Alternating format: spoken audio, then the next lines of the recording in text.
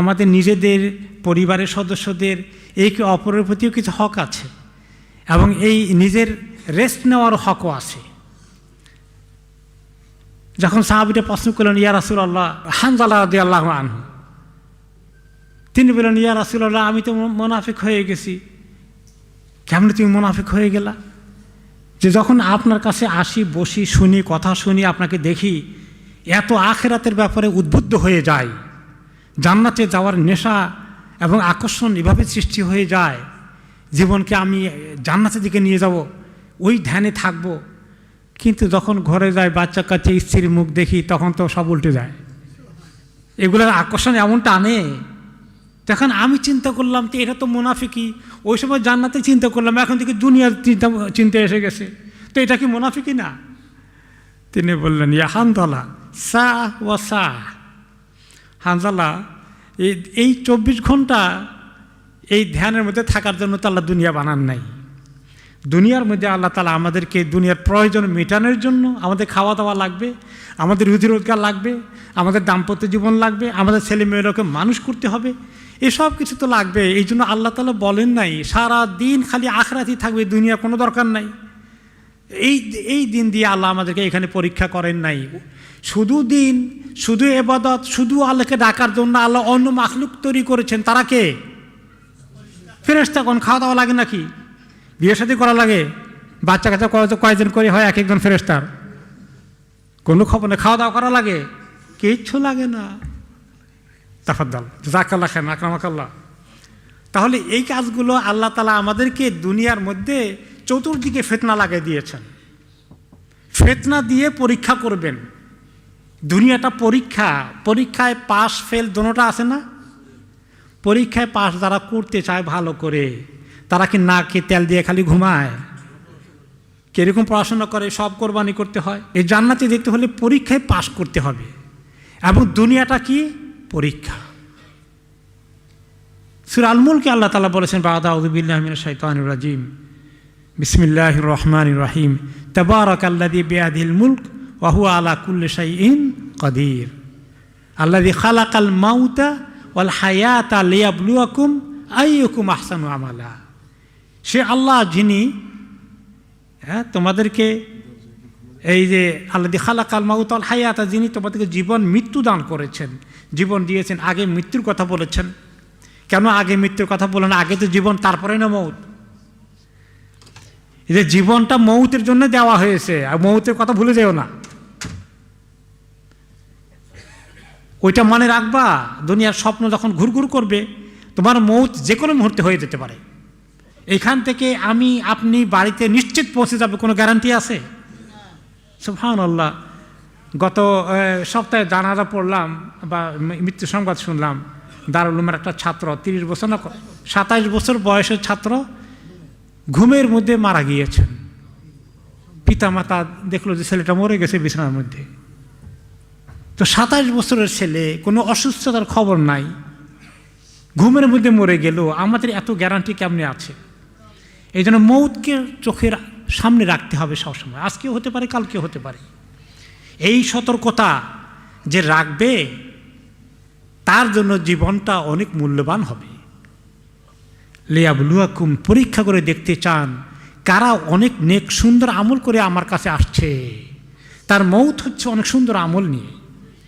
তাহলে দুনিয়ার এই পরীক্ষা, এইগুলোর মধ্যে রুজি রোজগারের অনেক পরীক্ষা আল্লাহ রেখেছেন। টাকা পয়সার দরকার রেখেছেন, টাকা পয়সার দরকারের চেয়েও বেশি মোহ আছে, লোভ আছে, এটাও রেখেছেন আমাদের মধ্যে। সবগুলো দিয়ে আল্লাহ পরীক্ষা করতেছেন। আমরা সেফ না, ফেরেশতারা সেফ, নিশ্চিন্তে আছেন। আমরা বড় পরীক্ষার মধ্যে আছি, পেরেশানির মধ্যে থাকতে হবে। এবং এই এত আকর্ষণ করিয়া আল্লাহ তাআলা দুনিয়াকে তৈরি করেছেন, তৈরি করে দিয়ে পরীক্ষা দিয়ে বলছেন, ফালা তাগুররান্নাকুমুল হায়াতুদ দুনিয়া ওয়ালা ইয়াগুররান্নাকুম বিল্লাহিল গারুর। খবরদার, দুনিয়ার এই আকর্ষণ যেন তোমাদেরকে ধোকায় না ফেলে দেয়। একদম জান্নাতকে ভুলে গেলা, দুনিয়া তৈরি করতে করতে তুমি মরে গেলা। কল্পনা করে রেখেছি যে আর একটু বুড়ো হই, তারপরে দুনিয়াদারি সব ঝামেলা শেষ। আল্লাহ তাআলা কি এমন দ্বারা ধরবো আর ছাড়বো না কোনোদিন। কিন্তু ধরার আগে যদি আল্লাহ টানতেন, সুবহানাল্লাহ। তো এই জন্য এই আজকেই আজকেই আল্লাহকে আমরা ধরতে হবে, আজকে আল্লাহর কাছে আসতে হবে, দেরি করার কোনো উপায় নেই। তো আল্লাহ তাআলা আমাদের এই যে ছুটি দিয়েছেন, এই ছুটিটার মধ্যে আল্লাহ তাআলা সময়টা যেন বেকার নষ্ট না হয়ে যায়। আপনার কয়েকদিন ছুটি আছে, কাজে যাওয়া লাগবে না, বাচ্চাদের ছুটি আছে, স্কুল কলেজ ইউনিভার্সিটি যাওয়া লাগবে না। এখন সময় কেমনে কাটবে? সময় যদি নষ্ট করে ফেলি, এই সময় নষ্ট করার জন্যে আল্লাহ তাআলার কাছে আমাদের কি পরিমাণ জবাবদিহি করতে হবে। কোনো সময় নষ্ট করা যাওয়ার জন্য আল্লাহ কি আমাদেরকে এই 10 মিনিট সময় বেকার নষ্ট করার পারমিশন দিয়েছেন? বলে সারাদিন কাজ করলে তো আমরা তো হয়রান হয়ে যাবো, টায়ার না, বিশ্রাম নেওয়া লাগবে না? হ্যাঁ, বিশ্রাম নিলে সেটাও ইবাদত হবে। বলে নাফসেকা আলাইকা হাক, আমার বিশ্রাম লাগবে, আমার ঘুম লাগবে, আমার ঘুমে ইবাদত হয়ে যাবে। স্বামী স্ত্রীর দাম্পত্য জীবনের সম্পর্ক ইবাদত হয়ে যাবে, মায়া মমতা ভালোবাসা এগুলো সব ইবাদত হয়ে যাবে, দুনিয়া কামাইও ইবাদত হয়ে যাবে। তোদের দুনিয়ার ভিতরে না ঢুকেই লোভ লালসাকে ত্যাগ করে হালালের উপরে থাকি আর আল্লাহর ইবাদতের কোনো কমতি না করি, তাহলে এই ছেলে মেয়ে পরিবারের জন্য যা কিছু আমি কেনাকাটা করি, আপনি যে শপিং করেন, বাজার করেন, এক্সট্রাভ্যাগান্স না করলে, অতিরিক্ত অপব্যয় না করলে, অতিরিক্ত না করলে, আপনি প্রয়োজনীয় খরচগুলো করেন, জামা কাপড় কিনেন, যেখানে আপনি ইসরাফ করেন না, যেখানে আপনি খরচ অতিরিক্ত করেন না, তাহলে এই যত খরচ করেন পরিবারের জন্য, সবগুলো খরচের বিনিময়ে আল্লাহ তাআলা আপনাকে দান করে দিলে, সদকা দিলে যে সওয়াব হতো, আপনাকে প্রত্যেক দিন সে সওয়াব আপনার আমল নামায় যোগ হচ্ছে। তাহলে দুনিয়াদারি ইবাদত যদি প্রমাণ পাওয়া গেল, চাকরিও ইবাদত হইতে পারে, ব্যবসাও ইবাদত হতে পারে, কিন্তু এগুলো আমাকে হারামের দিকে নেবে না, এগুলো আমাকে গাফেল করে দিবে না, এগুলো আমাকে নামাজ কাজা করাবে না, এগুলো আমাদের লোভ সৃষ্টি করবে না। তো এই জন্য দুনিয়াদারির কাজটাও আল্লাহর ইবাদত হয়ে যায়। এবং এই জন্য সময়টা পুরোটাই ইবাদত। যতক্ষণ রেস্ট নিচ্ছি, ঘুমাচ্ছি আমি, এটাও কিন্তু ইবাদত হবে। যে আমি ঘুমে থেকে উঠে ফজর নামাজ ঠিক মতো পড়বো, একটু আগে উঠতে পারলে আর তাহাজ্জুদ পড়বো, আমি ঘুমিয়ে যাই, পরের দিন আমি ডিউটি করবো, আমি ঘুমিয়ে যাই, এটাও ইবাদত হয়ে যাবে।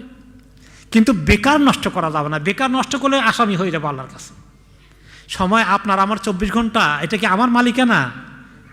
এটা কে দিয়েছেন আমাকে? আল্লাহ তাআলা দান করেছে, তিনি হিসাব নেবেন কিভাবে খরচ করেছি। এই জন্য ওলামায়ে কেরাম বলেছেন, রাসুল মালিল আবদে ওয়া আগলা শাইইন ফি হায়াতিহি ওয়া উমরুহু, একজন মুমিনের জীবনে তার সবচেয়ে দামি জিনিস, তার দামি সম্পদ হচ্ছে তার জীবন, তার হায়াত। এই হায়াত তার সবচেয়ে দামি সম্পদ।